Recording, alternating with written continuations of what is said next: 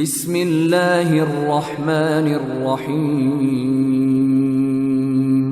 والعاقبة للمتقين ولا عدوان إلا على الظالمين وأشهد أن لا إله إلا الله وحده لا شريك له وأشهد أن محمدا عبد الله ورسوله أما بعد بسم الله الرحمن الرحيم يا أيها الناس اتقوا ربكم الذي خلقكم من نفس واحدة وخلق منها زوجها وبث منهما رجالا كثيرا ونساء واتقوا الله الذي تساءلون به والأرحام إن الله كان عليكم رقيبا அன்பிற்குரிய சகோதரர்களே, அல்லாஹ்வின் நல்லடியார்களே, அல் குர்ஆன் விளக்கம் என்ற இந்த பகுதியில் இன்றைய தினத்தில் இப்போது நான் ஓதி காண்பித்த அந்த ஆயத்தினுடைய ஒரு பகுதியைத்தான் விளக்கமாக எடுத்துச் சொல்ல நாம் நினைத்திருக்கிறோம்.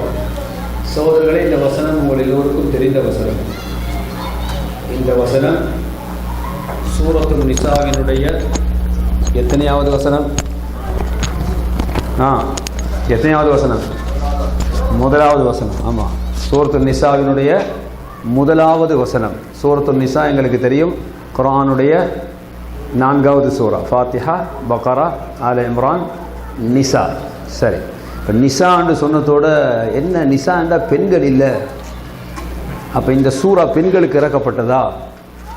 சகோதரர்களே, அல்லாஹ் பெயர் வைத்து, அதாவது சூராவுக்கு பெயர் நிசா, பெண்களோடு சம்பந்தப்பட்ட அதிகமான செய்திகள் இருக்கிற காரணத்தினால். ஆனால் முழுமையாக அது பொம்பளைகளுக்கு நினச்சி யாரும் ஓதாம விட்டுறாதீங்க, அது ஆம்பளைகளுக்கு சேர்த்து தான்.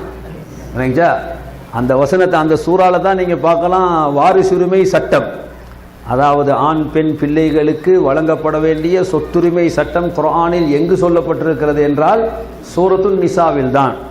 அப்போ வாரிசுரிமை சட்டத்தில் அதிகமாக பங்கு பெறுபவர்கள் ஆண்களா பெண்களா? யாரு? ஆண்கள் தான், அப்படிதானே? அப்போ எனவே அல்லாஹு தாலா அந்த சட்டத்தையும் கூட அந்த சூறாவில் தான் சொல்லியிருக்கிறான். இன்னும் யுத்தம் சம்பந்தப்பட்ட சட்டங்கள், கொலை சம்பந்தப்பட்ட சட்டங்கள், இப்படி ஆண்களோடு சம்பந்தப்பட்ட எத்தனையோ விவகாரங்கள் அந்த சூறாவில் சொல்லப்பட்டிருக்கிறது. சரி, அதனுடைய ஆரம்ப அந்த ஆயத்தில் அல்லாஹு தாலா முழு மனித சமுதாயத்தையும் அழைக்கின்றான். யா ஐயுஹன்னாஸ், மனிதர்களே என்று அழைக்கின்றான். இப்போ மனிதர்களே என்று அழைத்தால் யார் அடக்காது? இது யார் அடக்காது? மிருகங்களை அடக்க மாட்டாது, அப்படித்தானே? பறவைகளை அடக்க மாட்டாது. எங்க எல்லாரும் என்ன செய்யும்? அடக்கும். ஏன்? நாம் மனு வர்க்கத்தை சேர்ந்தவர்கள். அப்ப அல்லாஹு தாலா யா ஐயுஹன் நாஸ் என்று அழைத்து என்ன சொல்கின்றான்? இத்தகு ரப்பக்கும், உங்கள் ரப்பை நீங்கள் அஞ்சிக் கொள்ளுங்கள், உங்கள் இரட்சகனை நீங்கள் அஞ்சிக் கொள்ளுங்கள். ஏன், என்ன காரணத்தினால் உங்களுக்கு அஞ்சுமாறு சொல்கின்றான்? அல்லதி ஹலகக்கும், அவன் தான் உங்களை படைத்தான். எனவே அல்லாஹ் சொல்கின்றான், நான் தான் உங்களுடைய பொஸ், நான் தான் உங்களை படைத்தவர். எனவே நீங்கள் பயப்படுவதற்கு மிகவும் அருகதையானவன் நான் தான். எனவே என்னை நீங்கள் அஞ்சிக் கொள்ளுங்கள். சகோதரர்களே, அல்லாஹ்வை அஞ்சுவது என்றால் என்ன? அப்படி ஒரு மூளைக்காவை அப்படி நடிங்கொண்டிருக்கிறதா? இதான் அல்லாஹ் அஞ்சுறது என்றது. அல்லாஹ்வை அஞ்சுவது என்பது மன நடுக்கமோ உடல் நடுக்கமோ அல்ல. அல்லாஹ்வை அஞ்சுவது என்பது அல்லாஹ்வுடைய ஏவலை எடுத்து நடப்பது, அல்லாஹ்வுடைய விளக்கலை தவிர்த்து நடப்பது. இதுதான் அல்லாஹ்வை அஞ்சுவது என்பது. அப்ப அல்லாஹு தாலா இத்தகு ரப்பக்கும், நீங்கள் அல்லாஹ்வை அஞ்சிக் கொள்ளுங்கள். காரணம், அந்த அல்லாஹ் தான் உங்களை படைத்தவன், உங்கள் படைப்பாளன் அவன்தான். மின் நஃப்ஸின் வாஹிதா, இன்னும் மேலதிகமான ஒரு தகவலை உங்களுக்கு தருகிறான். நான் உங்களை படைச்சதுன்றது ஒரு பெரிய சமுதாயத்தை உருவாக்கி அந்த சமுதாயம் இல்ல, ஒரே ஒரு ஆளில் இருந்து தான். மின் நஃப்ஸின் வாஹிதா, ஒரே ஒரு ஆன்மா தான். இந்த உலகத்தில் இருக்கக்கூடிய அத்தனை கோடி மனிதர்களுக்கும் முதன்மையானவர் ஒரே ஒருவர் தான். அந்த ஒன்றிலிருந்து தான் இந்த அனைத்துமே தோன்றி இருக்கின்றது. எப்படி? மின் நஃப்ஸின் வாஹிதா வ ஹலக மின்ஹா ஸௌஜஹா, ஒரு ஆன்மாவை நான் படைத்து பிறகு அந்த ஆணிலிருந்து என்ன செய்தேன்? ஒரு பெண்ணை படைத்தேன், அவருடைய மனைவி. உங்களுக்கு எல்லாம் தெரியும், இந்த ஆயத்தினுடைய விளக்கத்தில் நபி ஸல்லல்லாஹு அலைஹி வஸல்லம் அவர்கள் சொல்லி இருக்கின்றார்கள், ஹவ்வா அலைஹிஸ்ஸலாம் ஆதம் அலைஹிஸ்ஸலாம் அவர்களிலிருந்து படைக்கப்பட்டார்கள். எப்படி படைக்கப்பட்டார்கள்? எதிலிருந்து? எதிலிருந்து படைக்கப்பட்டார்கள்? விலா எலும்பிலிருந்து படைக்கப்பட்டார்கள். அதுவும் விலா எலும்பு என்று சொல்லிட்டு நபி சும்மா உடல்ல சொன்னாங்க, கோணலான எலும்புண்டாங்க. அந்த எலும்பு எப்படியான எலும்பு? சகோதரர்களே, இந்த இடத்துல ஒரு மனக்கட்டுப்பாடு தேவை. அதுவும் விசேஷமா தாய்மார்களுக்கு. அது ஏன் அல்லாஹ் நம்மளை விழா எலும்புலேருந்து படைக்கணும்? அதுவும் வளைந்த எலும்பில் இருந்தா இது நமக்கு ஏதோ ஒரு இழுக்கு மாதிரி இருக்கின்றதே? நிச்சயமாக கிடையாது. அல்லாஹ் எதை எங்களுக்கு தேர்வு செய்தானோ அது எங்களுக்கு நல்லது என்ற கட்டுப்பாட்டுக்கு நம்ம வந்துடணும். அல்லாஹ் முடிவு செய்தது எனக்கு நலனானது, அது ஒரு நாளும் எனக்கு கேவலமானதாக இருக்க மாட்டாது. அப்ப எனவே அந்த ஆன்மாவிலிருந்து அவருடைய மனைவியை படைத்து பிறகு அல்லாஹ் என்ன செய்கின்றான்? அவர்களிலிருந்து அதிகமான ஆண்களையும் பெண்களையும் இந்த உலகத்தில் நாம் பரத்தி விட்டிருக்கிறோம் என்று அல்லாஹ் சொல்கின்றான். சகோதரர்களே, அதை சொல்லிவிட்டு முக்கியமான ஒரு மெசேஜை அடுத்ததோடு அல்லாஹ் சேர்க்கின்றான். அந்த ஆயத்தை முடிக்கிறதுக்கு முன்னால வத்தகுல்லாஹ், நீங்கள் அல்லாஹ்வை அஞ்சிக் கொள்ளுங்கள். சூராவினுடைய ஆரம்பம் எப்படி ஆரம்பமானது? அங்கும் என்ன சொல்லப்பட்டது? அல்லாஹ்வை நீங்கள் அஞ்சிக் கொள்ளுங்கள். மீண்டும் அல்லாஹ் திருப்பி சொல்கின்றான் வத்தகுல்லாஹ், அல்லாஹ்வை நீங்கள் அஞ்சிக் கொள்ளுங்கள். ஆரம்பத்தில் அஞ்சிக் கொள்ளுங்கள் என்று சொல்லி போட்டு ஏன் அவன்தான் உங்களை படைத்தான் என்று படைப்பை காரணமாக சொல்கின்றான். ஆனா இரண்டாவது வத்தகுல்லாஹ்ல அல்லாஹ் அந்த காரணத்தை சொல்லல. திரும்ப என்ன சொல்கின்றான்? வத்தகுல்லாஹ் அல்லதி தஸாஅலூன பிஹி வல் அர்ஹாம். அந்த அல்லாஹ்வை கொண்டுதான் நீங்கள் என்ன செய்கின்றீர்கள்? கேட்கின்றீர்கள். எந்த அல்லாஹ்வை கொண்டு நீங்கள் கேட்கின்றீர்களோ உங்களுடைய தேவைகளை, நாங்க சாதாரணமா பேசுற நேரம் அல்லாஹ்வுக்காக வேண்டி செய்யுங்க சொல்றோமா இல்லையா? அல்லாஹ்வுக்காக வேண்டி கொடுங்க, அல்லாஹ்வுக்காக வேண்டி செய்யுங்க. எனவே எந்த அல்லாஹ்வை முன்னிறுத்தி நீங்கள் பேசுகின்றீர்களோ கேட்கின்றீர்களோ அந்த அல்லாஹ்வை நீங்கள் அஞ்சிக் கொள்ளுங்கள். அப்ப முன்னால ஒரு காரணத்தை சொன்னான், பின்னால் மீண்டும் ஒரு வேறு காரணத்தை சொல்கின்றான். பிறகு அல்லாஹு தஆலா வல் அர்ஹாம், உறவுகளையும் நீங்கள் அஞ்சிக் கொள்ளுங்கள் என்று சொல்கின்றார். சகோதரர்களே, வத்தகுல்லாஹ் அல்லதி தஸாஅலூன பிஹி வல் அர்ஹாம, அப்படி என்றும் இந்த வசனம் ஓதப்படும். வல் அர்ஹாமி என்றும் அந்த வசனம் ஓதப்படும். ரெண்டு கிராத் இருக்கு அதுல. இப்ப நாம் ஓதக்கூடிய கிராத் வத்தகுல்லாஹ் அல்லதி தஸாஅலூன பிஹி வல் அர்ஹாம என்ற கிராத் தான். சரி, வல் அர்ஹாம என்று ஓதினால் என்ன அர்த்தம்? அல்லாஹ்வை நீங்கள் அஞ்சிக் கொள்ளுங்கள், உங்கள் குடும்ப உறவுகளையும் நீங்கள் அஞ்சிக் கொள்ளுங்கள். அப்படி என்றால் என்ன அர்த்தம்? அதை நீங்கள் முறிக்க கூடாது. குடும்ப உறவை நீங்கள் அஞ்சுங்கள் என்றால் அந்த உறவுகளை முறிக்காது நீங்கள் அஞ்சிக் கொள்ளுங்கள். உண்மையில் சகோதரர்களே, இந்த வசனத்தை நான் தேர்வு செய்து பேசுவதற்கு ஒரு சில தினங்களுக்கு முன்னால் வருகை தந்த ஒரு போன் கோல் ஒரு காரணம். ஒரு கேள்வி கேட்கின்றார். என்ன கேள்வி? அவர் சொல்கின்றார், ஒரு கணவன் தன் மனைவிக்கு கட்டளை பிறப்பிக்கின்றார். ஆர்டர், கட்டளையாகவே சொல்கின்றார், உன் தாய் தந்தையரோடு நீ பேசக்கூடாது, அவர்களோடு நீ உறவு வைக்க கூடாது, உன்னுடைய சகோதர சகோதரிகளோடு நீ உறவு வைக்க கூடாது என்று அந்த உறவை முறிக்குமாறு அவர் மனைவிக்கு கட்டளை பிறப்பிக்கின்றார். இப்போது மனைவிக்கு திண்டாட்ட நிலை. இங்கால தாய் தந்தை, இங்கால மாப்புள்ள, என்ன செய்வது? நான் இந்த இடத்தில் எப்படி முடிவு செய்வது என்று திணறிப்போன அந்த பெண்மணி ஒருவரிடம் சொல்லி அவர் மூலமாக இந்த கேள்வி வந்தது. சகோதரர்களே, இந்த இடத்தில் நாம் சிந்திக்க வேண்டிய ஒரு முக்கியமான விஷயம், கணவன் அவருக்கு உள்ள உரிமைகளில், மனைவி மீது கணவனுக்கு உரிமைகள் உண்டு, அப்படித்தானே? இந்த உரிமைகளில் ஒன்றாக அவர் இதையும் எடுத்துக்கொள்ளலாமா? எப்படி? உன் பெற்றோர்களோடு நீ பேசக்கூடாது அல்லது அவர்களோடு நீ உறவு கொள்ளக்கூடாது என்று குடும்ப உறவில் முதன்மையானவர்களான அந்த பெற்றோர்களுடைய உறவையும் சகோதர சகோதரிகளுடைய உறவையும் முறிக்குமாறு கணவனுக்கு கட்டளை இடலாமா? இந்த தகுதி அருகதை அவருக்கு உண்டா? முதலாவது அதை நம்ம சிந்திக்கணும். இப்ப நான் ஒரு ஆர்டர் போடுறேனா இருந்தா அந்த ஆர்டரை போடுவதற்கான தகைமை என்னிடத்தில் இருக்கணும், அப்படித்தானே? இப்போ கம்பெனியில் இருக்கக்கூடிய ஒரு பாஸ் என்ன செய்தாரு, ஒருவரை உங்களை இந்த பிரான்ச்ல இருந்து நாங்க தம்மாம் பிரான்ச்சுக்கு மாத்துறோம் அப்படின்னு பாஸ் சொல்றாரு. எஸ், பாஸுக்கு அந்த உரிமை இருக்குது, அப்படியே இல்லையா? என்னையோடையே வேலை செய்யக்கூடிய என்னுடைய சக ஒரு தொழிலாளர், உன்னை தம்மாம் பிரான்ச்சுக்கு மாத்திடுவோம் பாரு அப்படின்னு சொல்றாரு, போடா போறதுக்குன்னு சொல்லுவாங்க, அப்படியே இல்லையா? உனக்கு என்ன ரைட்ஸ் இருக்கு இதை பேசுறதுக்கு? அப்ப எனவே உரிமை உள்ளவர்கள் தான் என்ன செய்ய முடியும், பேச முடியும். சரி, ஒரு கணவனுக்கு இப்படியான உரிமை இருக்கின்றதா? சகோதரர்களே, ஒரு கணவன் மனைவியை பார்த்து சொல்லலாமா, நீ போய் திருடி கொண்டு வா, நீ போய் விபச்சாரம் செஞ்சு சம்பாதிச்சிட்டு வா, அல்லது வட்டிக்கு கொடு, இப்படி சொல்லலாமா? சொல்ல முடியாது. ஏன்? நல்ல தெரியும் நமக்கு, நாம் இப்படி செய்தால் என் மனைவியை பாவம் செய்யுமாறு நான் ஏவுகிறேன். மனைவிக்கு சொல்றேன், நீ அநியாயம் பண்ணு, நீ விபச்சாரம் செய், நீ வட்டிக்கு கொடு, நீ களவெடு, அப்படி என்று சொல்வதாக இருந்தால் இந்த கணவன் மிக உறுதியாகவே தெரிந்து வைத்திருக்கிறார், என் மனைவிக்கு நான் பாவத்தை ஏவுகிறேன். ஆனால் மிஸ்கீன் விளங்கவில்லை. தன் பெற்றோர்களோடு பேசாதே என்று மனைவியை பார்த்து இவன் சொல்லுவானானால் பாவம் செய்யென்று இவன் சொல்கிறானா இல்லையா? சகோதரர்களை, இன்னும் சொல்ல போனால் ஆச்சரியம், களவெடுத்தால் பாவம் என்று தெரிந்து வைத்திருக்கிறான். ஆனால் குடும்ப உறவை முறித்தால் அது எவ்வளவு பெரிய பாவம் தெரியுமா? சாதாரண பாவம் கிடையாது. களவெடுத்தவன் சுவனம் செல்ல மாட்டான். உலமாக்கள்கிட்ட கேளுங்க, அப்படி ஹதீஸ் வந்திருக்காண்டு? அப்படி ஹதீஸ் வரல. களவெடுத்தவன கையை விட்டு சொல்லி மார்க்கம் சொல்லுது, களவெடுத்தவன் பாவி, அவனுக்கு பாவம் இருக்குது, எல்லாம் இருக்குது. ஆனால் திருடியவன் சுவனம் செல்ல மாட்டான் அப்படின்னு எங்கேயும் நபி சொல்லல. ஆனால் குடும்ப உறவை முறிப்பவன் சுவனம் போக மாட்டான், ஹதீஸ்ல இருக்கு. லா யதுகுலுல் ஜன்னத காஃபிஉன். சரி, இப்ப கம்பேர் பண்ணி பாருங்க, இந்த ரெண்டு பாவத்துல எது பெருசு? களவெடுக்கிற பாவம் பெருசா, குடும்ப உறவை முறிக்கிற பாவம் பெருசா? குடும்ப உறவை முறிக்கும் பாவம் பெரியது.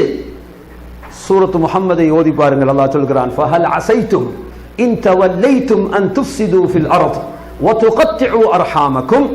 நீங்கள் புறமுதுக்கி சென்று விட்டால், இந்த பூமியில் குழப்பம் விளைவித்து குடும்ப உறவுகளை நீங்கள் முறித்து விடுவீர்களோ, இதுதான் நீங்கள் செய்ய போகும் செயலா என்று சொல்லிவிட்டு அல்லாஹ், உலாயிகல்லதீன லஅனஹுமுல்லாஹ், இவர்கள் தான் அல்லாஹ்வுடைய சாபத்துக்குரியவர்கள். சுப்ஹானல்லாஹ்.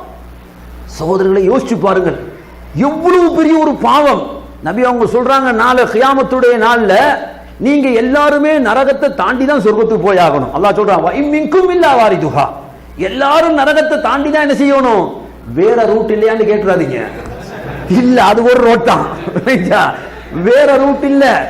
அல்லாஹ் குர்ஆன்ல சொல்றான், வ இம்மின்கும் இல்லா வாரிதுஹா, எல்லாரும் அதை தாண்டித்தான் செல்ல வேண்டும். ஆனால் பாக்கியவான்கள் யாரெல்லாம் புண்ணியவான்களா இருப்பார்களோ, நபி அவர்கள் சொன்னார்கள், கண் சிமிட்டும் அந்த வேகத்தில் கடந்து சென்று விடுவார்கள். அப்படி கண்ணை பொத்தி திறக்கிறதுல ஹலாஸ் நரகத்தை தாண்டியாச்சு. ஆனால் சிலர்கள் தத்தளிப்பார்கள். சகோதரர்களே, தவழ்ந்து தவழ்ந்து போய் சேரும் சூழ்நிலை உருவாகும். நபி அவங்க சொன்னாங்க, நரகத்துள் இரு ஓரங்களிலும் அல்லாஹ் இரண்டு அம்சங்களை கொழுகி வைத்திருக்கிறார். அதில் ஒன்று அமானிதம். யாரெல்லாம் அமானியத்தை பங்கப்படுத்துவானோ அவர் தவழ்ந்தும் போக முடியாது. ஏன்? அந்த அமானிதம் அவனை பிடித்து நரகத்தில் தள்ளும். அடுத்தது சொன்னார்கள், குடும்ப உறவு. யாரெல்லாம் குடும்ப உறவை முறித்து வாழ்வார்களோ அவர்களும் அந்த நரகத்தை கடந்து செல்ல முடியாது. ஏன்? அந்த உறவு கொழுகி வைக்கப்பட்டிருக்கும், அவனை கடக்க விட மாட்டாது. சகோதரர்களே, இவ்வளவு பெரிய ஒரு பாவத்தை இதனுடைய பாரதூரம் தெரியாமல் அந்த மனைவியிடம், உன் தாய் தந்தையரை நீ ஒதுக்கி துறந்து அவர்களை முறித்து வாழி என்று இவன் கட்டளை பிறப்பிப்பான் என்றால், இதனுடைய விபரீதம் தெரியாமல் சொல்கிறான். சரி, இவர் நல்ல மனுஷன், இவருடைய பேச்சை கேட்டு அந்த பொம்பளை அப்படி நடந்துட்டான்னு வைங்க, நாளைக்கு இவர் மௌத்தா போனால்டா எங்க போறது? உமா பண்றதுக்கு போகணும், என்ன சொல்லுவாங்க? சகோதரர்களே, சரி, இப்ப அடுத்த கேள்வி வருது என்ன? சரி, கணவன் இப்படி சொன்னால் மனைவி கட்டுப்படலாமா? சகோதரர்களை, பொதுவாகவே இஸ்லாத்தில் ஒரு சட்டம் இருக்கிறது, நன்றாக ஞாபகத்தில் வைத்துக் கொள்ளுங்கள்.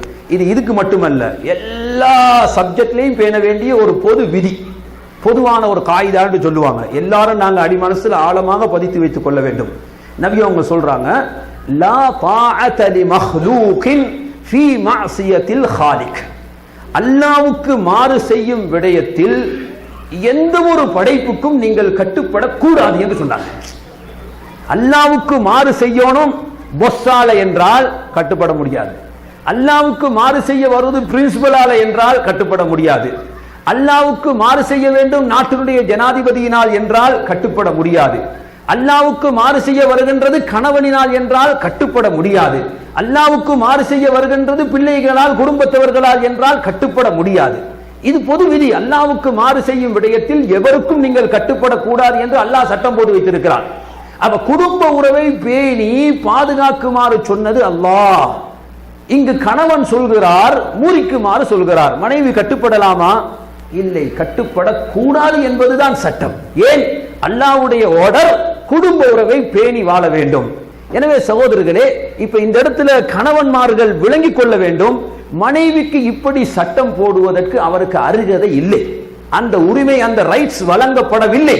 அப்படி அவன் சொன்னால் அநியாயம் செய்கின்றான், அத்துமீறுகின்றான், தனக்கு உரிமை இல்லாததை கையில் எடுக்கின்றான். எனவே மனைவிக்கு அப்படி சொல்ல முடியாது. விசேஷமாக பெற்றோர்கள். சகோதரர்களே, இன்று குத்பாவுடைய பயானில் நீங்கள் கேட்டீர்கள், குடும்ப உறவை பேணுவது சம்பந்தமான பல அழகான போதனைகள் சொல்லப்பட்டது. பெற்றோர்கள் விடயத்தில் நாம் எப்படி நடந்து கொள்ள வேண்டும்? இப்ப எங்களுக்கு தெரியும், யாராவது எங்களுக்கு அடிச்சு அடிக்கலாம், அப்படித்தானே? அப்படித்தானே இஸ்லாம் என்ன அல்லாஹ் என்ன சொல்றான்? யாராவது உங்களுக்கு அநியாயம் செய்தால் ஃபஅதது பிமிஸ்லி மா அத்ததா அலைக்கும், அவர்கள் உங்களுக்கு அநியாயம் செய்தது போன்று நீங்களும் அநியாயம் செய்யுங்கள். ஆனா நீங்க வந்து பொறுமை செய்யறது, மன்னிக்கிறது சிறந்தது, அது ரெண்டாவது விஷயம். இருந்தாலும் ரைட்ஸ் இருக்குது. என்ன ரைட்ஸ்? அடிச்சா அடிக்கணும். அடிச்சா என்ன? அடிபட்டு கொண்டு ஓட தேவையில்லை. அநியாயம் செய்யறவனுக்கு நாங்க என்ன செய்யலாம்? அநியாயம் செய்யலாம். இது மார்க்கம் எங்களுக்கு என்ன செய்திருக்கின்றது? அதற்குரிய ரைட்ஸை தந்திருக்கிறது. ஆனால் இந்த சட்டம் பெற்றோர்கள் விஷயத்தில் செல்லுபடி ஆகாது. உம்மா அடிச்சா மாறி அடிக்கணும், அடிச்சா அல்ல அடிக்க சொல்லிக்கணும், மாறி அடிக்கலாமா? பாப்பா அடிச்சாருன்னா இல்ல அடிச்சா மாறி அடிக்கிறதுக்கு இஸ்லாம் சட்டத்தை கையோங்கலாமா? இல்லை. அவர்கள் விடயத்தில் நீங்கள் பொறுமை செய்துதான் ஆக வேண்டும். இதில் விசேடமாக நாம் ஞாபகப்படுத்த வேண்டிய முக்கியமான ஒரு செய்தி சகோதரர்களே, அதாவது சில சமயத்தில் கணவன்மார்கள் மனைவிமார், அதாவது பெற்றோர்களுக்கு மாறு செய்வதற்கோ அல்லது அவர்களை நோவினை செய்வதற்கோ அல்லது மனைவி தன்னுடைய பெற்றோர்களுக்கு நோவினை செய்வதற்கோ மாறு செய்வதற்கோ மறுதரப்பு காரணமாக அமைகின்றது. மனைவியின் காரணமாக என்ன செய்கின்றார்? கணவர் வந்து பெற்றோருக்கு மாறு செய்கின்றார். அல்லது மனைவியின் காரணமாக, கணவனின் காரணமாக பெற்றோர்களுக்கு மனைவி மாறு செய்கின்றார். என்ன செய்வது சகோதரர்களே? நாம் பெற்றோர்கள் விஷயத்தில் மிக கவனமாக இருக்குமாறுதான், சமாளித்து நடப்பதை தவிர வேறு வழி இல்லை. சரி, இவருடைய பேச்சை கேட்டு அந்த பொம்பளை பெற்றோருடைய உறவை முறிச்சிட்டாண்டு வைங்க, என்ன நிலைக்கு ஆளாகுவா? அல்லாவினால் அருள் செய்யப்பட்ட ஒரு பெண்ணாக அவள் இருக்க முடியுமா? முடியாது. அப்படியான ஒரு பொம்பளையோட நீ வாழ்ந்தாண்டா உனக்கு வாழ்க்கை செழிக்குமா? கண்டிப்பாக செழிக்க மாட்டாது. ஏன்? எந்த பெண்ணில பரக்கத்தில்லையோ ரஹ்மத்தில்லையோ அந்த பெண்ணோடு வாழக்கூடிய ஆணுக்கு வந்து வாழ்க்கையில் செழிப்பு இருக்க மாட்டாது. அப்ப எனவே பெற்றோர்களுடைய உறவை முறித்தால் நிச்சயமாக மிக பெரும் ஒரு பாவத்தை அந்த பெண்மணி செய்கிறாள். அதற்கு இவர் கட்டளை போடுகின்றார். எனவே இந்த கட்டளைக்கு கட்டுப்பட வேண்டும் என்பது சரி. இப்ப கட்டுப்படாட்டி வேற பிரச்சனையை அனுபவிக்கிற வேலை வருமா இல்லையா? அப்படியும் இருக்குது. என்ன கட்டுப்படலைன்னு சொன்னா அவன் தலார் சொல்லி போட்டு என்ன செஞ்சிருவான், போயிடுவான். அப்படி சகோதரர்களே, நாம் முடிந்த வரைக்கும் கணவனை சமாளிக்க பார்க்க வேண்டும். இது பாவம் என்பதை அவருக்கு புரிய வைத்து இப்படியான கட்டளைகளை நாம் செய்யக்கூடாது, பெற்றோர்களோடு நல்ல முறையில் நடந்து கொள்வதற்கு தான் மார்க்கம் சொல்வது என்பதை விளக்கி அவருக்கு எடுத்து சொல்லி சமாளிக்கத்தான் பார்க்கணும். அதையும் மீறி அவர் முடிவெடுக்கிறார் என்றால் அல்லாஹ்வுக்கு அஞ்சி நாம் அல்லாஹ் என்ன சொல்கிறானோ அதற்கு கட்டுப்பட வேண்டியதுதான். அந்த இடத்துல அல்லாஹ்வுக்கு கட்டுப்பட்டால் நிச்சயமாக அல்லாஹு தஆலா யார் அல்லாஹ்வுக்காக ஒன்றை விடுகின்றானோ அதை விட சிறந்ததை அல்லாஹ் அவருக்கு கொடுப்பான் என்று சொல்கின்றான். எனவே சகோதரர்களை, ஆண்களாகிய நாங்கள் நன்றாக விளங்கிக் கொள்ள வேண்டும். எங்களுடைய மனைவிமார்களுடைய உறவுகளோடு அவர்களை பிரிந்து வாழுமாறு சொல்லும் அதிகாரம், அதற்குரிய ஆளுமை எங்களுக்கு கிடையாது. சில சமயங்களில் சில விஷயங்களின் காரணமாக, உதாரணமாக ஒரு சகோதரி இருக்கிறார், ஒரு நன்னடத்தை கெட்டவர் வைங்களேன், ஒரு மோசமாக நடந்து கொள்ளக்கூடிய சகோதரி. இந்த சகோதரனுடைய வீட்டுக்கு போக வேண்டாம் என்று கணவர் தடுக்கிறார். நிச்சயமாக மார்க்கம் சொல்லக்கூடிய நியாயமான காரணம் அங்கு இருக்கின்றது, அதற்காக தடுக்கிறார். சகோதரர்களை, இந்த நிலையிலும் கூட உறவை முறிக்க கூடாது. அதாவது சொல்லுவாங்களே, பட்டும் படாதமாயின்னு சொல்லி, என்ன பட்டும் படாதமாய், ஒட்டியும் ஒட்டாத மாதிரி. இந்த மாதிரி எந்த அளவுக்கு அவர்களோடு உறவை குறைத்து, முறிக்காமல் உறவை குறைத்து நாம் சாதாரணமாக அந்த உறவை பேணிக்கொள்ள முடியுமாக இருந்தால் அப்படியாவது நாம் அதை பேணிக்கொள்ள வேண்டும். உறவு முறிவு என்பது இல்ல, எந்த அளவுக்கு சொல்லுவாங்கன்னா மையத்துக்கும் மூத்தல முடிய கூடாதுன்னு. இவர் மூத்தா போனா அதுக்கப்புறம் மூத்தல முடிக்கிறது அவனுக்கு தெரியாம போகுது. ஆனா பாருங்க, போடுற சட்டத்துல ஓவர், அது மையத்துக்கும் என்ன செய்யக்கூடாது, மோத்துல முடிக்க கூடாது. முடிச்சாலும் முடிக்காட்டி உனக்கு அதனால எந்த பிரச்சனையும் உருவாக போறது இல்லை. ஏன்? எதனால்? இந்த உறவினுடைய சட்டதிட்டங்கள் என்ன, மார்க்கம் எந்த அளவுக்கு இதை வலியுறுத்துகிறது என்பதை தெரியாமல் பேசுகிறார்கள். சகோதரர்களே, குடும்ப உறவு விஷயத்தில் அல்லாஹ் அவனை அஞ்சிக் கொள்ளுமாறு எங்களுக்கு சொல்கிறான். எனவே வத்தகுல்லாஹ் அல்லதி தஸாஅலூன பிஹி, எந்த அல்லாஹ்வை முன்வைத்து நீங்கள் கேட்கின்றீர்களோ அந்த அல்லாஹ்வை நீங்கள் அஞ்சிக் கொள்ளுங்கள். பிறகு அல்லாஹ் சொல்கிறான் வல் அர்ஹாம், உங்களுடைய குடும்ப உறவுகளையும் முறிப்பதை விட்டும் நீங்கள் அஞ்சிக் கொள்ளுங்கள் என்று சொல்கின்றான். எனவே அல்லாஹு தாலா இந்த குடும்ப உறவை பேணி பாதுகாக்கக்கூடிய மக்களாக எங்களை ஆக்க வேண்டும். சும்மா இல்லை, குடும்ப உறவை யார பேணுகிறார்களோ அல்லாஹ் மறுமையில் அவர்களுக்கு கூலி கொடுப்பான். ஆனால் அதற்கு முதல் உலகத்திலேயே நபி அவர்கள் சொல்கிறார்கள், யார் குடும்ப உறவை பேணி நடக்கின்றாரோ, யாருக்கு ரிஸ்குல விஸ்தீரணம், வாழ்க்கையில அபிவிருத்தி வர வேண்டும் என்ற ஆசை இருக்கின்றதோ அவர் என்ன செய்யட்டும், தன்னுடைய குடும்ப உறவை பேணி கொள்ளட்டும் என்று சொல்கிறார்கள். எனவே சகோதரர்களே, குடும்ப உறவு என்பது மிக முக்கியமாக நாம் பேண வேண்டிய உறவு. அதில் விசேஷமாக மோலை அவர்கள் சொன்னது போல வெளிநாட்டில் இருக்கிறார்களுக்கு என்ன கொஞ்சம் கூட தான் இதை சொல்லணும். ஏன்னா உறவுகள்ல இருந்து ரொம்ப தூரமாய் வாழ்றாங்க, அப்படித்தானே? சிலாக்களை பாருங்க, மணித்தியால கணக்கில் பொண்டாட்டியோட பேசுவார், உமாவோட பேசுறேன்னா சரி சரி முடியா வைக்கவா, என்னடா இது? அப்ப அங்க 1000 செலவழிக்கலாம், இங்க 50 பைசா செலவழிக்கிறதுக்கு என்ன மனசு கேட்குது இல்லை? சகோதரர்களே, உங்கள் தாய்மார்கள் நீங்கள் பேசுவதை ஆசைப்படுபவர்கள். எவ்வளவு வயசு போன மகனாக இருந்தாலும் அந்த தாய்க்கு நீ மகன் தான், அவளுக்கு உன்னுடைய சத்தத்தை கேட்க வேண்டும் என்ற ஆசை இருந்தே தீரும். எனவே நாம் அவர்களோடு தூரத்தில் இருக்கக்கூடிய நாம் தொலைபேசி மூலமாக இன்றைக்கு அல்ஹம்துலில்லாஹ் அல்லாஹ் தஆலா இலகுவாக லேசா என ஆன்லைன்ல ஃப்ரீயா மணித்தியால கணக்கில் பேசுறதுக்கு அல்லாஹ் தஆலா வாய்ப்பு வச்சிருக்கின்றான். எனவே இந்த பாக்கியத்தை நாம் நழுவ விடாது, பெற்றோர்களோடு எப்போதுமே நாம் தொடர்பில் இருந்து கொண்டு அதே போன்று எங்களுடைய குடும்ப உறவுகளை பேணிக்கொண்டு வாழ்வதற்கு அல்லாஹ் தஆலா எங்கள் எல்லோருக்கும் நல்ல பாக்கியம் தருவானாக.